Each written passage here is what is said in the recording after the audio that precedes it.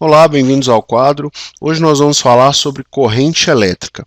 Para começar, considere aqui que você tem um fio de cobre, que eu vou chamar de condutor elétrico, e a gente sabe o quê? Que nesse fio de cobre há vários elétrons, que eu vou representar aqui por cargas negativas, porque de fato o elétron tem carga negativa, há vários elétrons livres. Como eles estão livres, cada um tem um movimento, cada um tem uma direção e sentido de movimento. Ou seja, você vê que pelas setinhas azuis que cada elétron se movimenta de forma diferente e, portanto, o movimento dos elétrons não é ordenado. Suponha que eu faça o seguinte: com esse mesmo condutor elétrico, tá bom? Com esses mesmos elétrons livres, vamos pensar aqui só nesses 3 elétrons livres, né?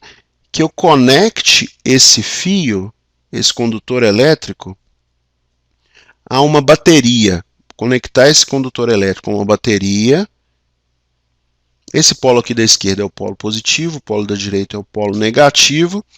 Bom, ele vai criar aqui nesse lado um potencial positivo, no lado direito um potencial negativo, e a existência dessa diferença de potencial causa também um campo elétrico, que é orientado do polo positivo para o polo negativo. Por causa desse campo elétrico, os elétrons adquirem movimento. Qual o movimento? O movimento dos elétrons é no sentido contrário, tem a mesma direção, mas é no sentido contrário ao movimento do campo elétrico, ao sentido do campo elétrico, né? A mesma direção, mas sentido contrário ao do campo elétrico. Surge aqui nesses elétrons uma força. E como que eu calculo essa força? Essa força é igual a carga, no caso a carga do elétron, vezes o campo elétrico. Como o elétron tem carga negativa, o sentido de movimento dele é contrário ao sentido do campo elétrico. Para as cargas positivas, que eu vou representar aqui com o símbolo de mais no meio, uma bolinha, essas cargas adquirem um movimento no sentido do campo elétrico, tá bom? Esse movimento ordenado de elétrons é a corrente elétrica. Então, isso é a corrente elétrica. Beleza? Essa é a corrente elétrica. O sentido de movimento dos elétrons é o sentido real da corrente elétrica. Então, se eu quiser saber o sentido